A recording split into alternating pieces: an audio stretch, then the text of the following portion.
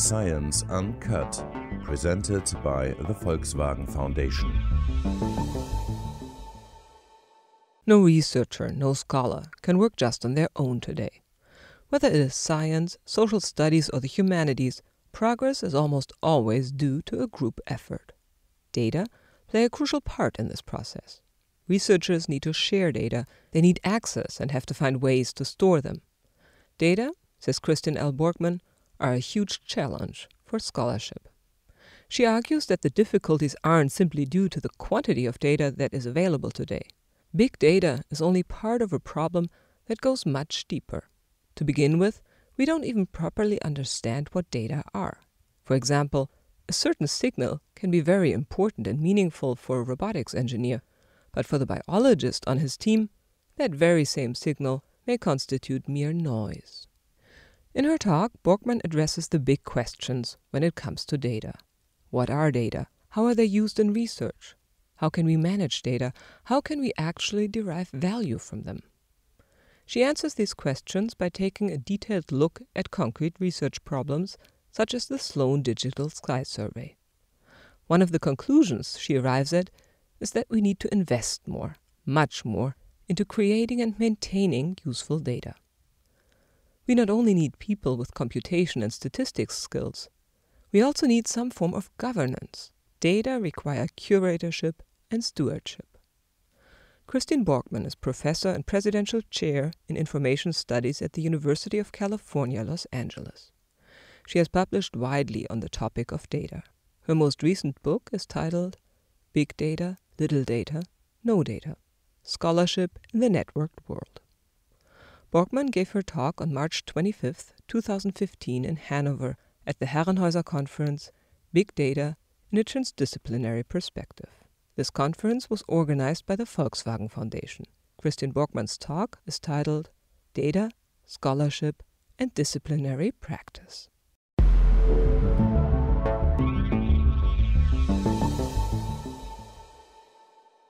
So let me start by giving us another landmark. This very month is the 350th anniversary of the first English language journal. And we were able to get some of those copies out of the vaults at Göttingen, where I was on Monday. And that certainly marked a change in the way that we think about scholarship, of moving from letters between individuals to peer review, to letting others judge, to a change in natural philosophy that people should be able to compute, should have peer review, and should judge. And notice how little it's changed. That's a current issue of the same one. We still have the statement of authorship and printing. Data, of course, long precedes the journal publication, the idea that you go out and you observe the natural world and you need a place for those remarks to be documented and put forward. Some people will think explicitly about that relationship, but often others don't. It's going from the research project to the publication and thinking at best about data as some kind of process in between. The idea that data are something new, there's something to be a product, to think about as a document in and of themselves, that's the new idea that people are wrestling with in this last 10, 15 years. The particular relationship that I've put here, which is among the arguments that I've made in the book, is that we should think about the notion of those arguments that people are making. Short people also, okay. That short people are making, I'll bring this back up, okay, that you can make the same argument with different data, and you can use the same data to make many different arguments. You sometimes hear people in the sciences, particularly in areas like genomics, saying that the journal article is simply a container of data, and therefore you finish the article, you should make the data available. It's much more complex than that, which is part of the argument that I'll be making today. Also, we have this whole variety of policies from countries around the world requiring open access to publications and open access to data. In some cases, they're set up in a fairly parallel way. In others, they're very different. We find some countries and funding agencies that require open access to publications but not to data. Others want access to data but not publications. And it's a very messy exchange. But what is happening is funding agencies and many journals are expecting people to release their data to make it open, whether for purposes of reproducibility, for reuse, or whatever. But the fact that the reasons are not all that well articulated, the value proposition is not yet that clear, is something else I want to draw out, and it's something that Julia Lane, our economist who will close the conference, will flesh out also. This is the particular set of issues that I chose to address of the many that could be covered around questions of data and scholarship, is to start with a set of provocations to say what's the hard problems right now, then to spend an entire chapter on the notion of data. And I'm going to spend a fair amount of time on that today. I want to convince you that the problem is not big data, it's data, that we just don't understand what data mean or the degree of variance from one field to the next.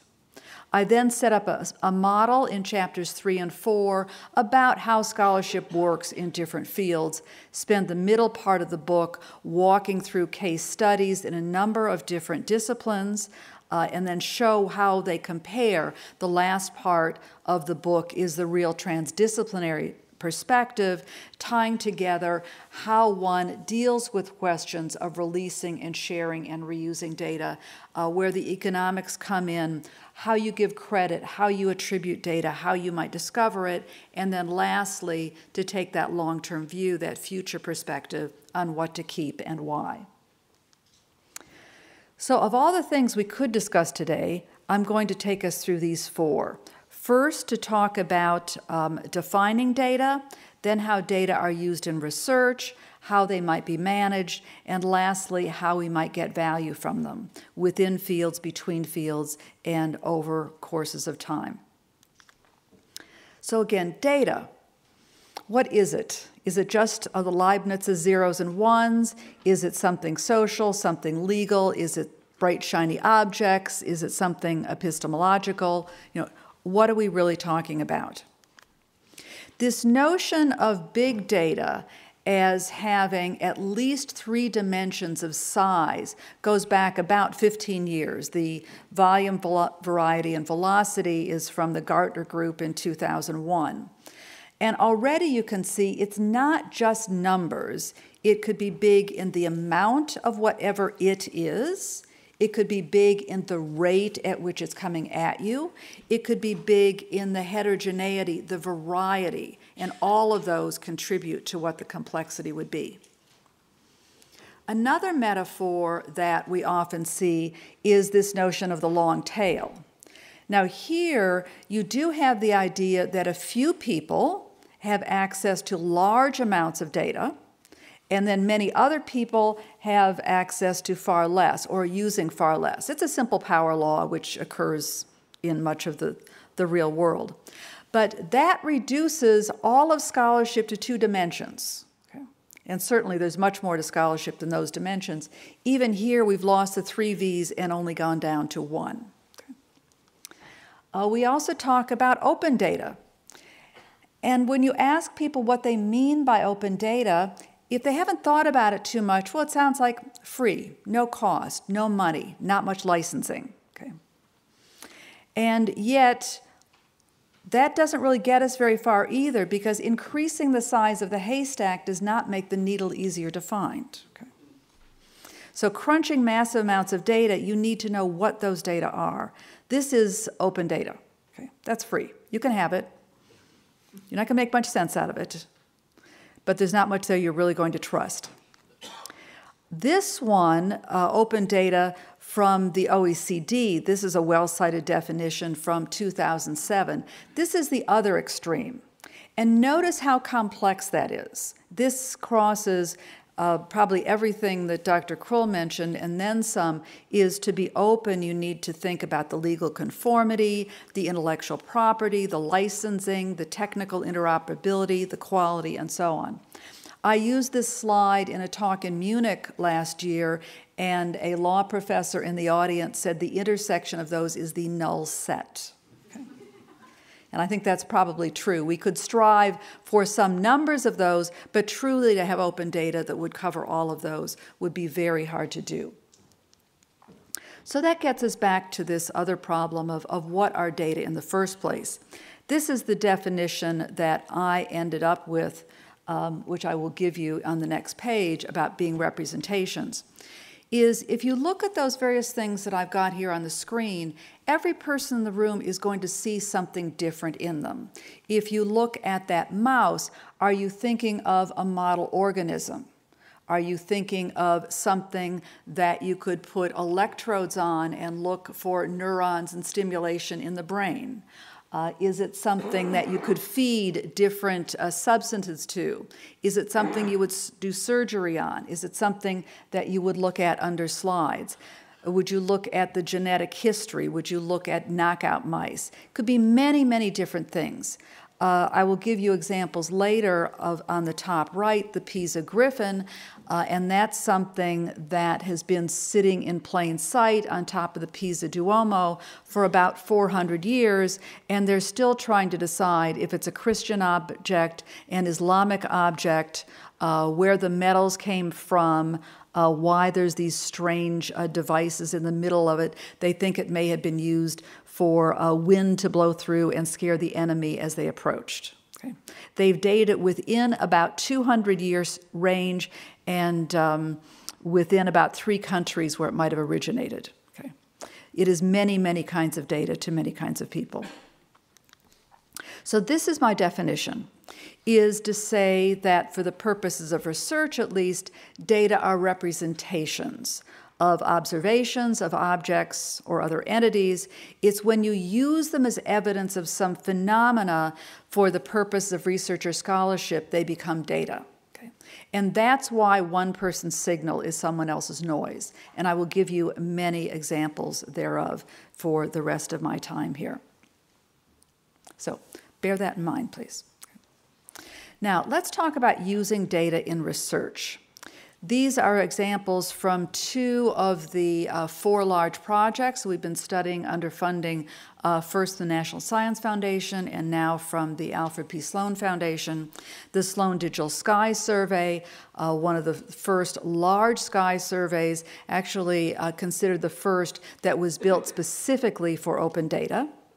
And then secondly, sensor network research, which is a way to get data at much higher rates and volumes than previously possible to ask new questions in environmental sciences, health sciences, oceanography, and in other areas. Okay. So how do we get more data? How do we use more data? When scientists first started crunching large amounts of data at the height of the whole e-science movement, this notorious special issue came out of Wired magazine, saying it's the end of theory, it's the end of models, we don't even need hypotheses anymore. All we need to do is mine data. And this did not leave those of us who spent a lot of time with scientific methods teaching graduate students thinking this was what we want our funding agencies to hear. But fortunately, this was discredited by many people fairly quickly, that that's still not the way that science is done. But it also got people to be more articulate of thinking about just, where are we, what's happening. The 4th paradigm, which is a term from Jim Gray, the famous Turing Award winner who disappeared on a boat in January of 2007, is to say that the theory was the first paradigm, Leibniz is considered the empirical, the second, simulation and modeling as we get into the Second World War and some of that work, and then that data is the fourth paradigm. So it's another way of thinking about it, and certainly you've got very large data being used in very sophisticated ways, but moving on beyond that, just volume, variety, and velocity. Notice Alyssa Goodman's opening talk here distinguishing between big data and wide data. Okay. So the research process still looks like this. You start with models and theories of some sort. Those models and theories lead you to research questions, and then you need methods.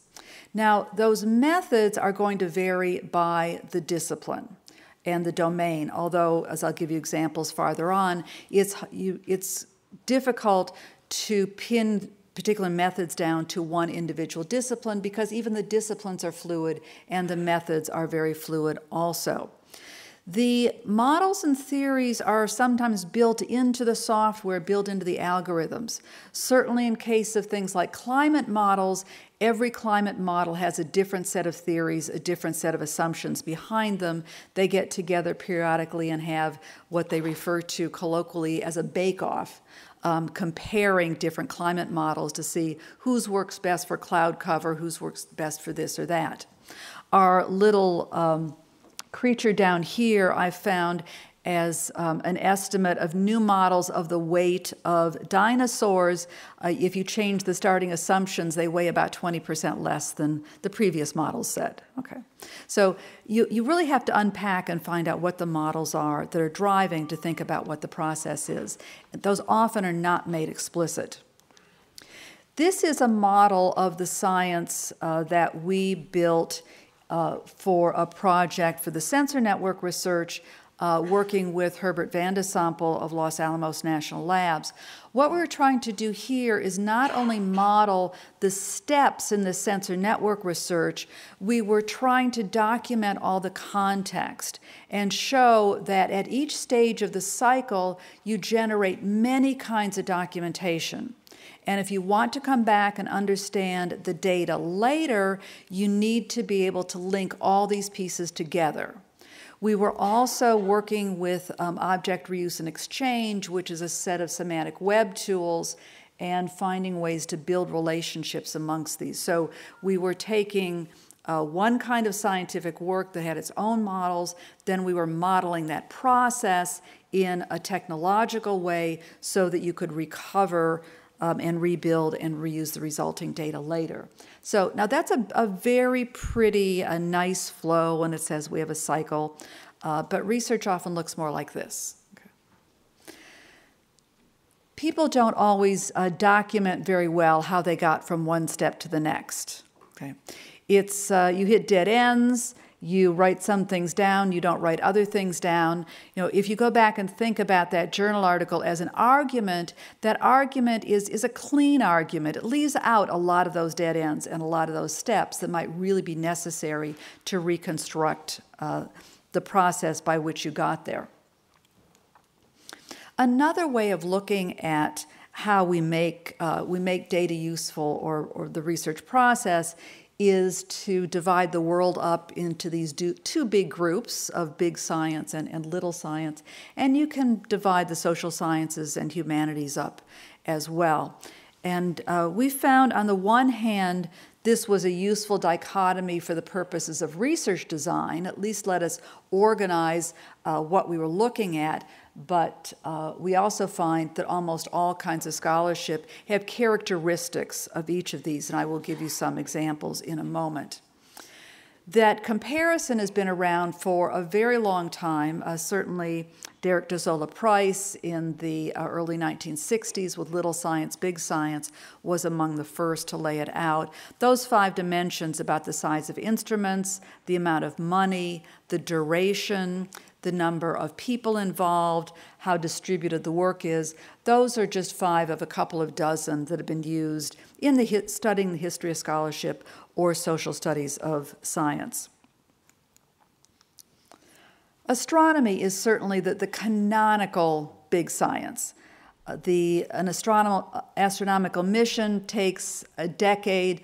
If you look at something like Hubble, that's, you can chart that back several decades from the inception of the idea before they began to get what they say first light, actually taking data from a telescope. It's at least a decade before the Sloan Digital Sky Survey started taking data.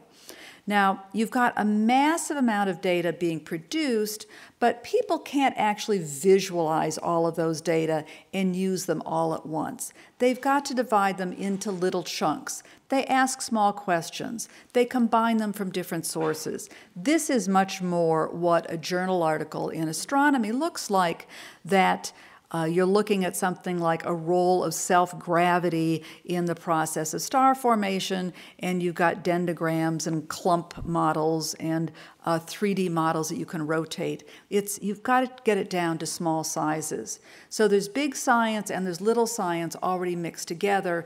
This particular project, which comes out of the Harvard-Smithsonian Center for Astrophysics, combined data from a number of different space missions all about star formation and gases, and then they wrote other observing proposals, went out and got additional data and brought them back together to make yet new models that couldn't be done from any existing telescope.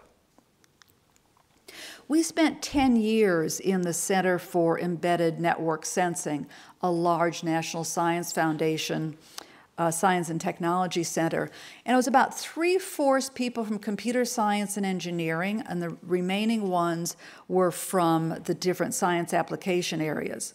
So already it looks like pretty big science. You've got at least 300 people over the course of those years, and somewhere between $40 and $70 million invested. And yet much of the actual characteristic was very small science in nature. What our engineers were doing was building these sensor networks. They were building new instruments to allow scientists to collect data that they could never have collected before at rates they could never collect before. We had robots that worked in the water. We had them that moved through the 3D forest canopy. We had bursts of things to satellites. We had submarines that would dive in the sea, all kinds of very cool stuff to watch. And my students on this project fell into quicksand, laid transects across the Andes for seismic, and got amazing data experience. Now, here's an example of why it is really little science and the transdisciplinary challenges of bringing these together. People are working side by side from very different fields, and what they see as data in front of them is different. The engineers who are trying to see how well their sensor networks are working want to know how yesterday's measurement compared to today's measurement. So, temperature is temperature. We asked the same question to a biologist on the team, and this is what we got. Okay. His orientation was to the standards of his field. And he had certain ways they had to be calibrated, things he needed to know about those measurements before he was going to trust them. They put 3 different sensors side by side at a natural reserve for 365 days before they would trust those measurements. Okay? Very different from what the engineer understood. Now, this one is a bit harder to explain, but equally important as far as the transdisciplinary issues involved in access to data and uses of data. When these groups went out in a field, this is an example from harmful algal blooms research where the robots in the water and such. Those variables in the middle, those are things that were coming off the sensors and that everyone agreed were actually data, things like measurements of humidity, conductivity, wind direction, and so on. The ones at the bottom, that's what the biologists needed. They were dipping samples out of the water and testing concentrations. You could do that a few times an hour versus a few times a second that you're getting from the sensors. Very different granularity. Off here on the right, that's what the electrical engineers wanted. They were mapping the life and health of those networks and looking at network models. On the far left were the robotics engineers, and they were concerned with whether they were hitting their target. They were repurposing weapons algorithms to see if they could move a boat to where a harmful algal bloom was about to appear.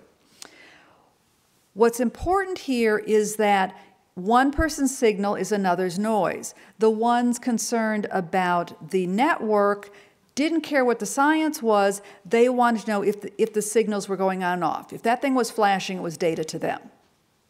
On the far side, they abstracted away the science to see if they could hit their target. Only the biologists, the ones at the bottom, cared about the science measurements that were in those variables. At the end of the deployment, which might be 1 week or 2 weeks, they would all take their data home with them, and they could never be brought back together again because everybody had different ideas and had different uses of it, and there was no common way to store them. Similarly, we've been working with the Center for Dark Energy Biosphere Investigations for the last several years. This is sort of the sensor networks flipped upside down. These people drill cores under the ocean floor, then they put sensors down inside that core and leave them there and come back a year later and get them again. Many European science projects are involved in this also. And we found quickly about what the tension was that these were largely physical science cruises until the 1960s, when the microbiologists and the life scientists started arguing for more space on the ships. The sheer negotiation of who gets one of those precious spaces, the politics of it, is going to determine what science comes from it. Then it's what instrumentation is going to go on the ship. And then it's going to be how that sample is stored at the end of the day. This storage unit for some of these cores, if you want to do physical science, if you want to look at structure and morphology, you can store it at -4 centigrade. If you want to do microbiological research, you need to store it at -80 centigrade. So that sheer choice, and of course the microbiologists are now trying to get those stored at much colder temperatures because that's the only way they can get the science. And they are trying to get more political power and more funding.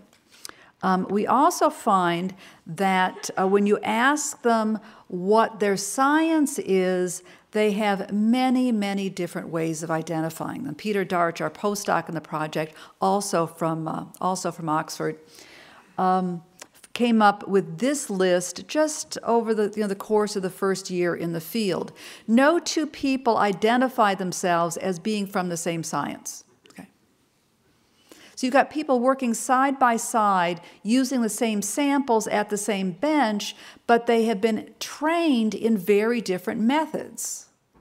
And they have a very hard time just exchanging data side by side. One knows this method, this statistical package, the other one knows this. So bringing these data back together is proving to be an even greater challenge. You will find the same throughout the social sciences. I picked this one because I particularly like the title here. And you certainly need to have a particular model to come up with a happiness index. Okay. I didn't dig deep enough to find out what questions they asked, what the sample size was, when this was taken, how they dealt with the ends of the curve and what outliers looked like. But you would need to know all of that. Okay. And I've already told you a bit about the PISA Griffin, which is one of the case studies that I have. This looks like small science. It looks like art history, really, because it's an art historian running it. But it's also very big science. They are doing sub-nanoscale modeling. I mean, there are many, many terabytes of data have been built to model what this looks like. And the archaeometallurgist working on the project has been able to trace the sources of the metals to a particular mine in Cyprus. And then he's back in paper archives looking at the trade routes and looking at the particular workmanship in different areas to try to figure out who may have done the metal work to trace it to particular parts of the world. Now, you've got those people coming together to work on a project, so you've got a real transdisciplinary problem, but how do they publish? This is something I've only encountered in a few areas of the humanities. You've got what looks like a traditional co-authored paper. This is a book chapter with 3 authors on it in sequence, but in fact, they've signed each subsection of the article independently. So you got a title, you got 3 authors. Section 1 is the description of the piece of Griffin by Anna Contadini, who is the lead art historian. The next section is comparing the Griffin and the Lion by Contadini and Richard Camber.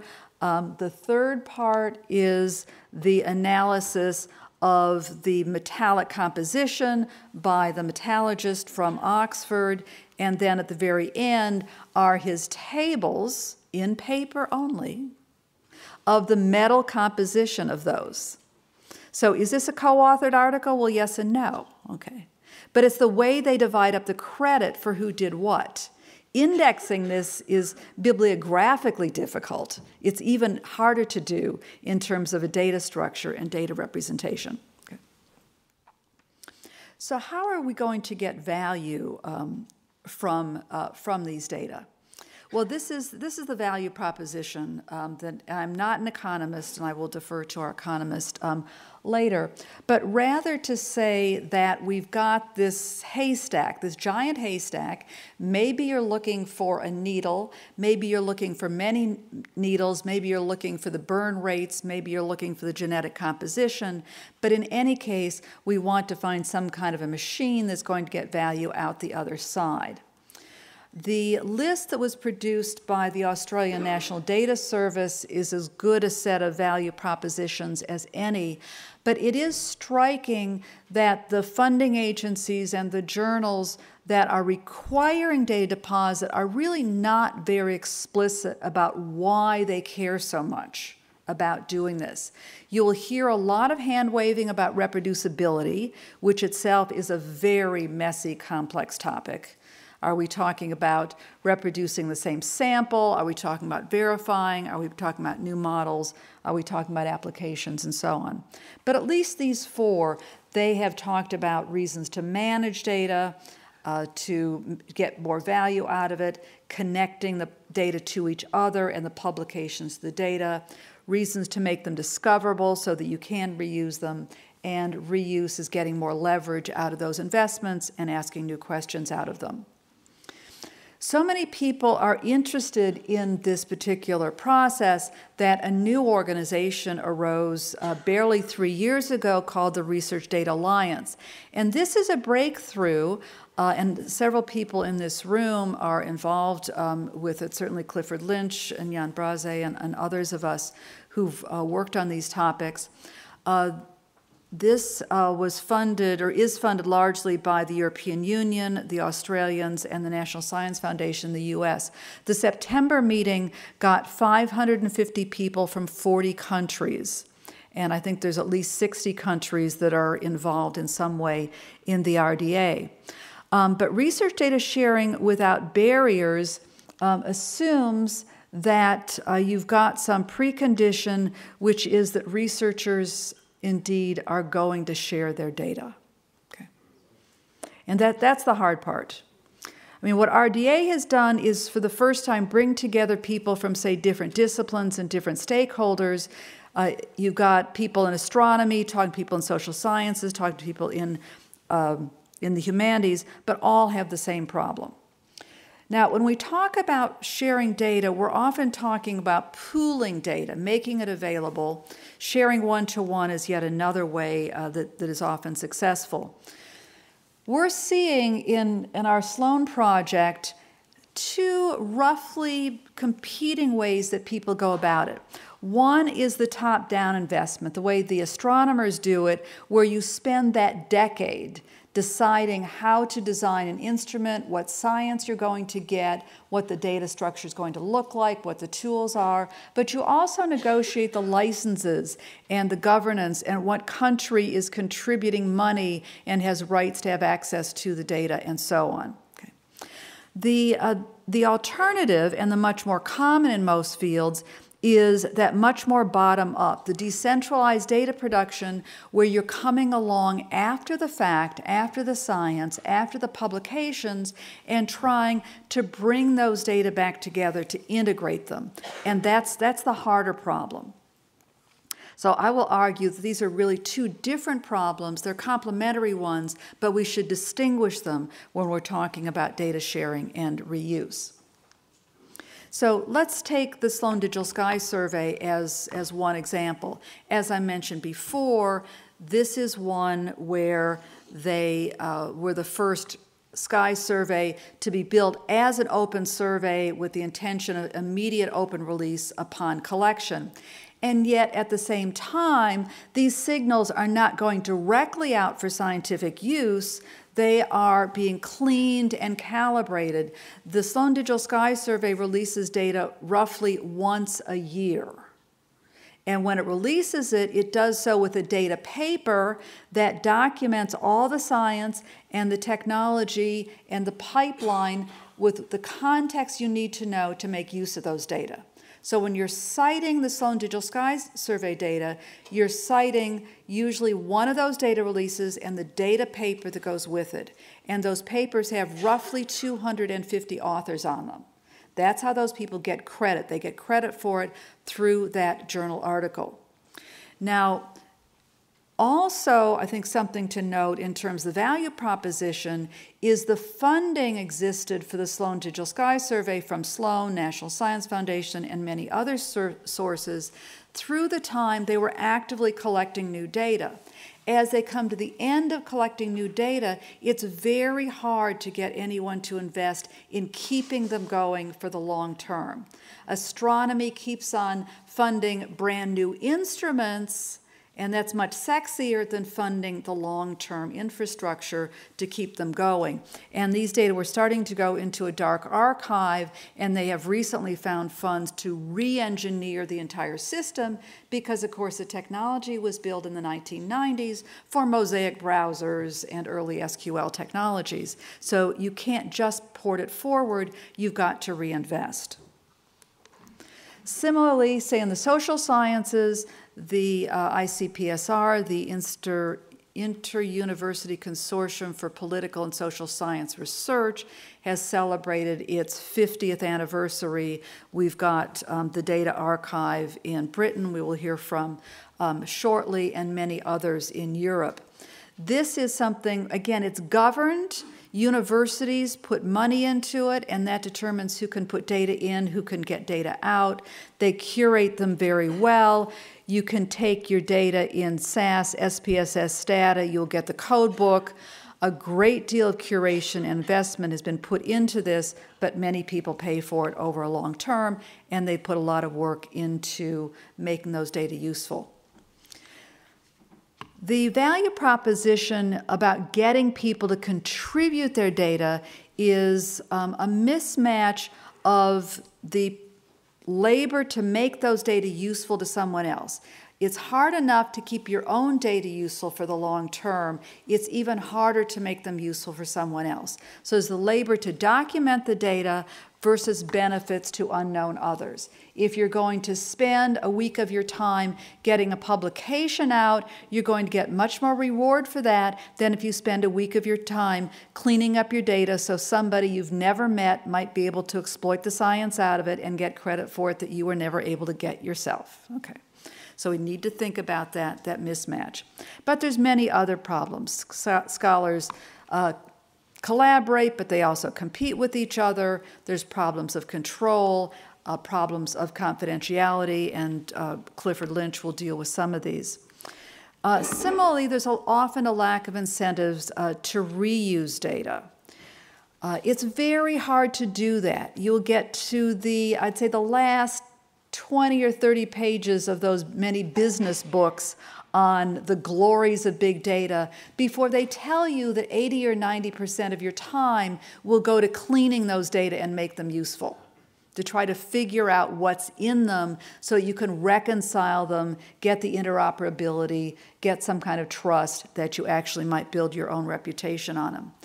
Also, funding agencies are usually more willing to fund new data collection than to reuse other people's data.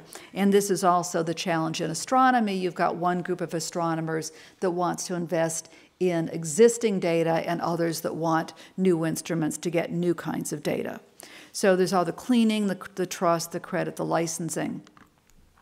Discovery and interpretation, again, these are things we'll talk about throughout the next couple of days, but to keep data useful, you need not just to know it exists, you need to be able to open it, compute upon it, interpret it, combine it, repurpose, do other things to it, and that's the tip of the iceberg. Similarly, comparing publications to data again is the description problem. At least if you pick up a journal article or a book, you should be able to interpret what you've got within the four corners of that document or that object. You don't have to go someplace else to find the calibration, someplace else to find the research method. You're supposed to have enough in that one document to be able to do something with it.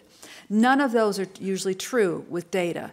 You need to get the context and ways to tie them together. Similarly, the attribution. We often find that data don't get released because nobody can figure out whose job it is to do so. Should the principal investigator do it? Should the student or postdoc in the field be the one to make those data available? What happens when it's someone's dissertation? Many people handle data along the way, and when do you want to reuse it later? Do you want to get back to the person who led the project, or do you want to get back to the person who actually handled those data in the field? To who should you be attributing there? Ownership and responsibility are in many ways intractable problems. Those are the difficulties that people are encountering of who really owns it, who has the rights to release it, who has the rights to license it.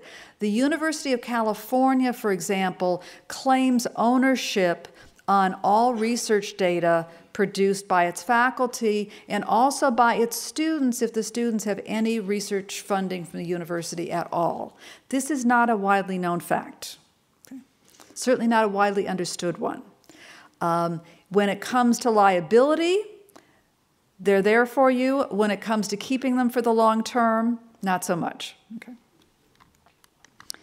To keep those data useful, we need metadata, and someone needs to know how to describe those and to create those metadata.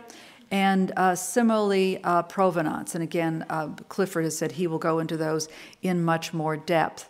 Libraries and museums and archives know how to handle provenance for physical objects. That chain of custody, you would like to know where that object came out of the ground in Greece or Italy, whatever, before an American museum tries to buy it or tries to move a particular set of marbles between Britain and Greece and so on. What we don't know is so much how you deal with the provenance issues around data. We now have World Wide Web Consortium standards around data provenance, but these are not well known in the research world. So that's another point of bringing things together. So if we're going to reuse across place and time, we also need to be thinking in terms of whose use and for how long.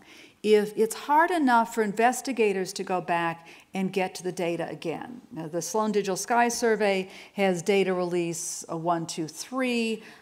We very often find in research data, it is graduate student 1, graduate student 2, graduate student 3. I mean, that's how you figure out whose data was to get back to it. If you want to make those data useful for people in other disciplines, domains over long periods of time, it's probably an order of magnitude more labor the farther down you go here. Okay. So who's going to do this? Do we need data scientists, which has been declared the sexiest job of the 21st century? I had a hard time finding one with a woman in it, though, in the data sciences, as opposed to the many men in the data sciences. But it tends to be skills around computation and around statistics, around that data wrangling those early stages of the cleaning process, the skill set rarely seems to go farther down the line into the metadata, the provenance, the curation, the stewardship, the transfer from one generation to the next. That seems to be a different set of skills. That's more the data curation and stewardship skills that we are trying to educate in information studies programs. But we are much smaller. We produce a far smaller number of people. And then it's a matter of how to spread them through, say, through the research enterprise. I was, as I mentioned, Monday at the University of Göttingen, which is making very large investments as a university in building out infrastructure and services. And this is part of what they're thinking about, is where you put the data wrangling expertise, the data stewardship expertise, what the balance is of the domain knowledge versus the data handling knowledge, and how it's going to mix in very large projects and much smaller projects. Okay. Which leads us to kinds of people who have a mix of expertise. Has the notion of pie-shaped people made it to Germany yet? Yes? How many of you have heard? How many of you are pie-shaped people? Okay. The 2 or 3 of you who know what that means, yes, okay. We now have gamma-shaped people and many others that are being experimented with. So this is a notion of it's not enough to be expert in your domain. You need expertise in statistics and computation and being able to wrangle those data. And I would argue that we need a third leg, which doesn't build very well in a pie. I think we need a different kind of metaphor for it, but that has that data curation, that stewardship, that much more management orientation. So then the question is, where do we invest? Because even now, graduate training is still, there's a whole lot of mentorship. It's not so much explicit research methods that helps people think about their data, their data as assets. I think we need to get much earlier in the process of educating people as they get their PhDs, as they become researchers, to think about the many legs of research and their many responsibilities. So to wrap up on some of these issues around questions like knowledge infrastructures, it would be nice if our infrastructures were very neat with Vermeer in the middle and just our literature on one side and our tools on the other, and our literature and our data. That's certainly part of what we need, but we need many more kinds of algorithms, expertise, infrastructure, networks around them, and they tend to look much messier. They look more like this. This is from a workshop that we did. It came out of a long-standing National Science Foundation project we had called Monitoring, Modeling, and Memory, and then Sloan Foundation helped to fund this particular workshop to bring a number of young researchers as well as the old guard together to think about who the stakeholders are, how knowledge is changing, and how we should be addressing the next stage of access to data and use. And I particularly like this diagram because it shows the messiness of infrastructure, the old, the new, the string, the baling wire, the gears, as well as the fancy technology. This is my hand wave over the economics for now, knowing that Julia will clean up and correct my comments by the end of our 3 days here, which is that we should be thinking about data not in terms of just business models, not in terms of supply and demand. That's not working very well, and information goods like data never did respond very well to sort of guns and butter, supply and demand, market clearing prices approaches.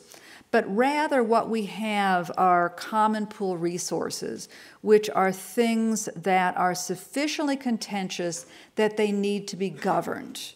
You need some kind of a governance model that says what are the rules, who's going to pay, who's going to have access, under what conditions, and for how long. You need to deal with free riders and so on.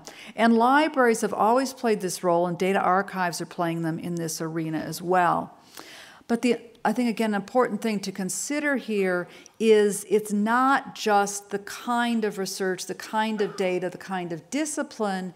Here's the packaging and the way in which you govern it and the way in which you use it. So the example that I used in the book is a genomics data set. If you put that data set into the Protein Data Bank, into SwissProt, into GenBank, whatever, then it becomes a common pool resource. It's governed by the people that run that repository, and it remains useful and determines who can have access for how long. If you keep it in your lab, or if it's owned by a pharmaceutical company, it's a private good. If you put it up on your website and you say, it's CC0, it's public domain, anyone can have it, then it becomes a public good.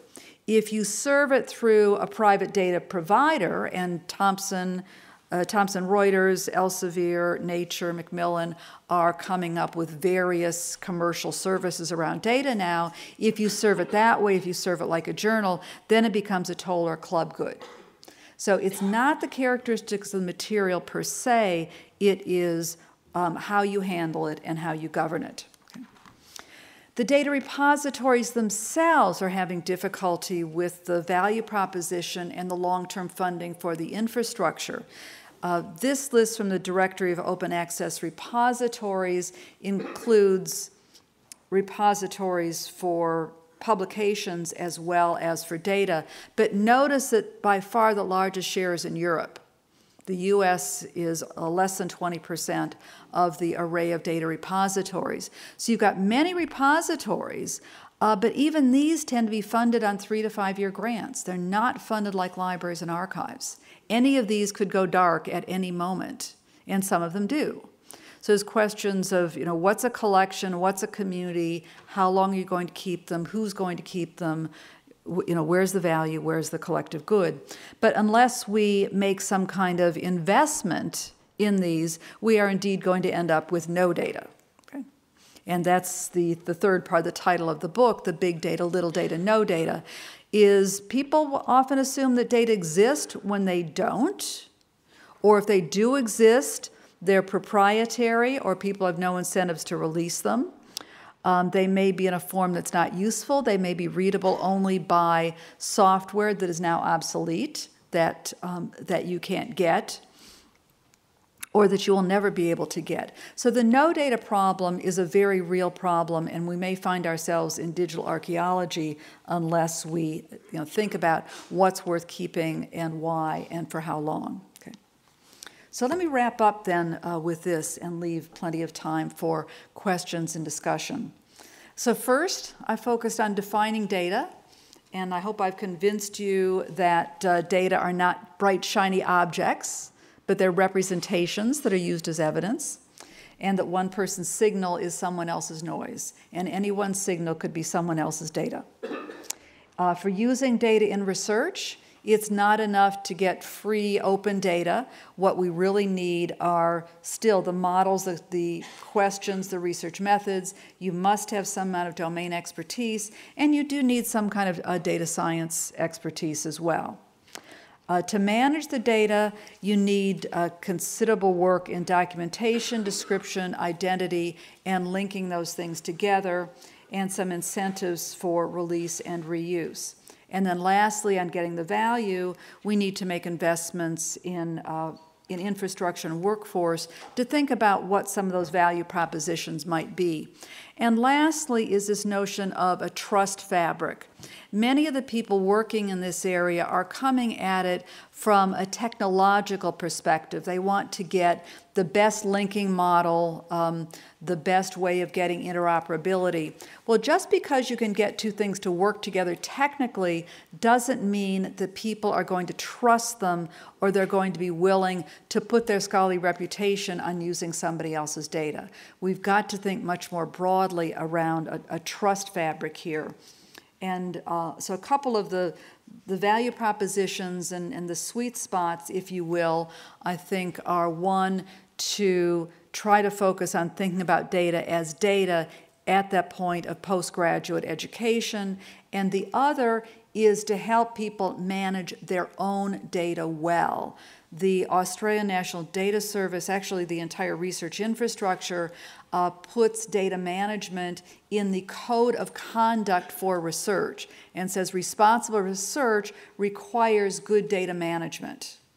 And if that were to become part of a code of conduct for research, then people might invest in their own data and be able to leverage it themselves more. And if people can leverage their own data, then they may be willing to get it to a point where other people can use it. So those are at least two spots that I think we can get some traction and move forward. That was my 50 minutes, so I've left 20 for, I hope I've provoked at least 20 minutes worth of discussion and the rest of the day. Thank you.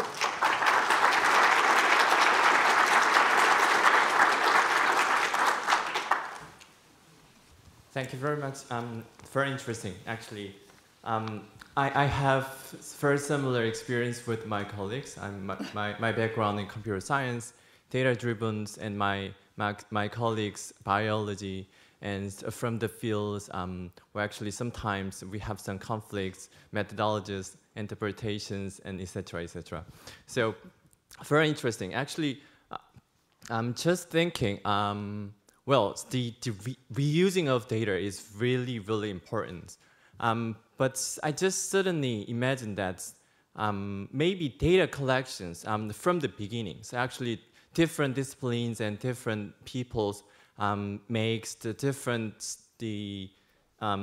data sets with different assumption and different settings, etc. So then, well, if across the discipline, they discuss something. I don't call it standard, but maybe they made some discussions how to generate and how to collect the raw data with some the agreed ways. Then, well, actually, on the top of that, the people from different disciplines and different subjects can do some analysis based on their setting, their assumption. What is the question, please? Right. So my question is, the data collection itself is also very important as well. So how do you think about that? Well, actually, how to collect and how to generate the data set, depending on that, they can share the data sets, and other peoples across the disciplines reuse the data sets more than the other case. So the question is, how should people collect data in the first place to make them more useful to other people? Right. Okay. Yeah. That, again, is a challenge in some areas. So say with the dark energy biosphere example, is they are trying to find more consistent ways to collect the data and to agree on parameters as early as possible. And I think in some, and they're having some ability to do that and to move forward and build something where they think they can build up their science area by doing that. The danger is that if you lock yourself into standards too quickly, you can also stifle innovation. And this came up quickly in the case of psychology, where they've had a couple of bad case of fraud recently, and then other people came up and said, okay, now we're going to audit everything and we're not going to publish it unless it's reproducible. Well, but that would take you down to maybe a very simple set of classic methods and disadvantage people who have new questions and new methods. So something like the Center for Embedded Network Sensing, in contrast, is all about new instruments, new methods, experimental approaches to getting data. If they were forced only to get data by the old standards of their discipline, they wouldn't be able to go in this direction. So it's always going to be a trade-off of the point at which it's appropriate to standardize. And that's why I set up those two models of the top-down versus more bottom-up way of aggregating data across disciplines. Well, Peter Wittenberg from Max Planck Society. Christine, thanks for your interesting talk. I mean, we, as you already mentioned, we're all waiting on the breakthrough for persistence of repositories and other things as well. Mm-hmm. So what where do you see, how do you say, possibilities or mushrooms, how we can solve this issue? Since several stakeholders have to be involved and they have all to agree. So what way should we choose, and whom should we approach? Whom do we have to convince? Well, I think the difficulty is who are we trying to convince of what? That there's so many different problems in here. So are we talking about persistence of genomic data or persistence of biological specimens, or both? I think you've lost your microphone, right? I lost my microphone. Okay. We have, as you refer to the bioinformatics world. I mean, we have the protein database, as you know, from California, that exists for quite some time, but still, Philip has to take care, how he gets continued funding. Right. But there are also institutional repositories, or in Europe we have the so-called ESTRI research infrastructures, which still have a funding of, as you said, 3 years for 3 years all about. So there's no persistency, and of course what we see in practice is that researchers ask, how long are you persistent? Should I try you? Why should I invest any minute or so to do something together with you if you don't exist, if you can promise me existence and so forth? So it's as you said, there are different options, but I think we all see a different different aspects, that persistency has to be guaranteed for different aspects, like repositories of data, has to be guaranteed. And who is responsible? Whom do we have to convince? I hope I can narrow down your question a bit or so. Thank you. And Peter, you've been very involved in the RDA, of course, too. Let me try a couple of questions there. It's certainly, there's persistence in the sense of getting persistent and unique identifiers, and then you have to have namespaces for those, and RDA is making good progress on the technology around namespaces and such.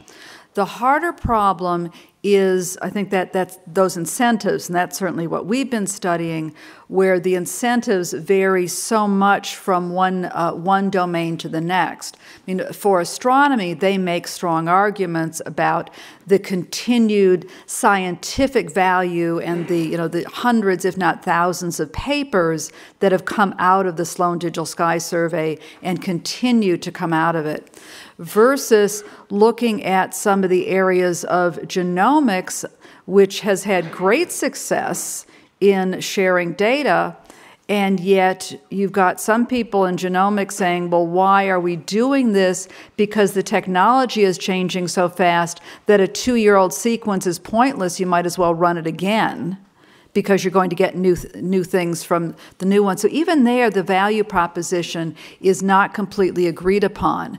We certainly have a chicken and egg problem, as you say, that getting people to invest in their data is difficult, because I think, why bother if you're only committing to keep it for 2 years or 3 years or 5 years at the outside?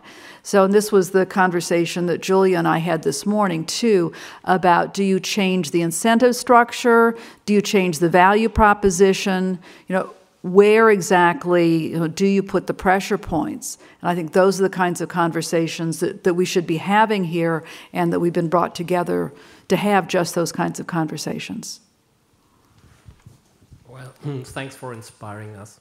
One of your big points was that sharing data is prevented because scientists have a hard time to document data manually. So what do you think about heavily investing in machines that do the annotation themselves during acquiring data, so a DNA sequencer that does the annotation? So machines to invest in data documentation. Again, it varies by domain. In the cases of the kinds of data that go through an automated pipeline, certainly the more automaticity you can get earlier in the process would be to the larger benefit. But the handcrafted work that my colleagues are doing on the PISA griffins sitting there with microscopes, you know, and the ones dipping water out of the lakes and fighting off mosquitoes, those are not readily automated, and you have to bring them together. What we want to do is determine what parts can be automated, what parts require human expertise, and then use the human expertise as efficiently and effectively as possible. Dirk Helbing, ETH Zurich. I'd like to add another kind of data, which I call dark data. The problem is that basically we are creating more data than we can process, right? Processing capacity is doubling every 18 months, data volume every 12 months. And that means that more and more of the data that we produce cannot be processed, we cannot look at them. And so it becomes more and more difficult to decide which of the data we would process. And that would also have implications for representativeness of data analytics, of our research. And that probably becomes even more important as more and more of the data become real-time data streams. So how do you think about it? How can we develop a systematic method how to select the data we look at, you know, how to design the data filters, and what would be the implications actually of this? So you brought up a very good point that we certainly can generate data faster than the human mind can interpret it. And we've come across cases where data are not being analyzed even at the rates the machines can analyze them, because the human is the choke point. So I can't deal with that much coming at me, so what if the machine is only working at 10% of its capacity? There's no point, because we can't deal with the rest. And CERN throws away what 999 out of 1,000 data points, whatever. You know, it only keeps a very tiny amount. You know, they hold up a filter like this. If it looks like this, we keep it, and the rest goes on the floor. Okay, but the rest of it is much too voluminous to keep in any one makes sense. That's a very expensive way of doing science in many, many respects. The astronomers have a different answer, which is, we are now generating data at a greater rate than we can follow up. So they really do talk about things that go bang in the night, and they wake up the next morning and say, you know, 10 interesting things went bang last night. How many of them can I look at?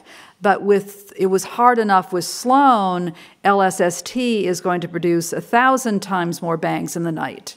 So they have a state of abundance, and they are very encouraging to have the public, to have things like Zooniverse, Galaxy Zoo, and get as many eyes on the data. So you do see differences between fields that live in data abundance in terms of their willingness to collaborate, and those that live in data scarcity, where they're more likely to hoard their data. So these are among many dimensions, sort of scarcity, abundance, and also the degree of automaticity. If a machine produced large amounts of data, you may be more willing to share it and to trust it.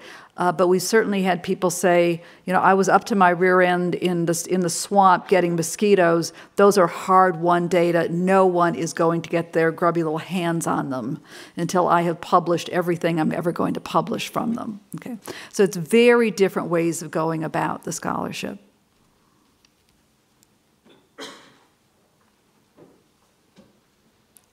Dr. Borgman, I have a simple question regarding your plot. Where is the role of information and increase in entropy in this plot?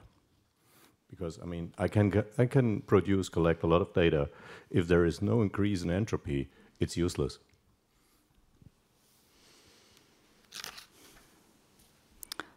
Well, I think we're back to the question of what are data. You said data is representation of reality. I said that data, that something becomes data when someone uses them as evidence of phenomena. So different people can take the same signals and use them as different evidence of phenomena.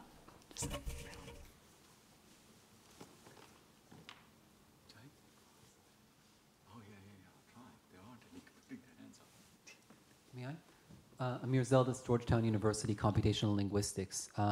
We have one model in computational linguistics of publishing or doing work, which is the shared task model, which you may be aware of. The idea is basically to put a data set online that is publicly available, have people try to tackle this data set in order to perform a task or solve a problem, and everybody's working on the same data set so that you have some sort of comparability. My question is, do you think that there are other disciplines or areas in scientific work that could benefit from this model and maybe apply it in slightly different ways? So the question is, so you are posting a problem and encouraging multiple people to work on it together. On the same data set that is made publicly available. On the same data set. I think you've got a particular community that has a particular way of collaborating with each other, and you must have a particular way of getting credit. Where in many fields it would be, why bother working on his problem to give him credit for it when I should be working on her problem instead.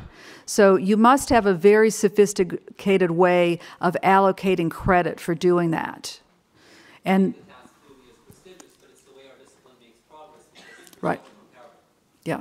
Well, and then you will find, like, there's areas of astronomy where they work completely in the open and they build the project on GitHub.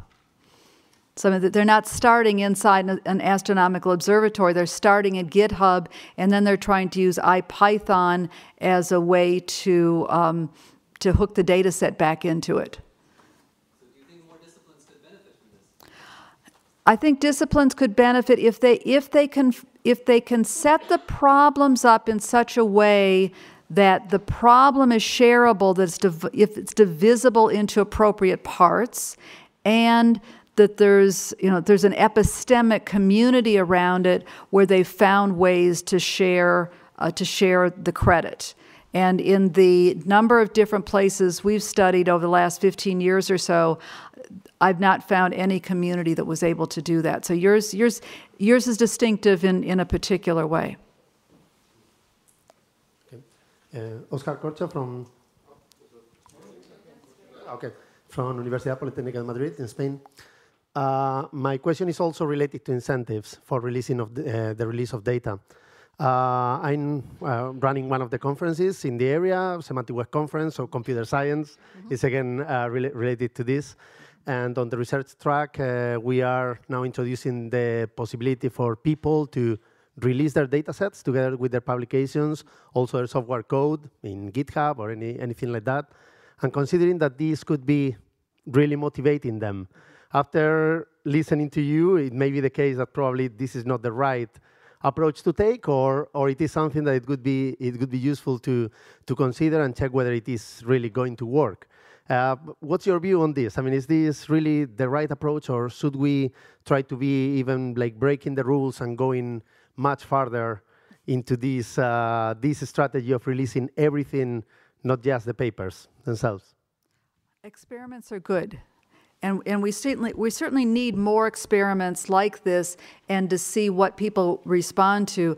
I think what I would encourage is that you try to be as clear in your goals up front, and also be clear in who you expect to get credit for what. If there's issues of licensing and so on, but also that you evaluate the process well. Do some, say, formative evaluation at the beginning where you've got some baseline and some summative at the end, so you can really learn as much as possible from this process, and we need to do more of those. Thank you. That's a great place to stop. Very broad picture, excellent start to the conference. Thanks again, Christine. And a happy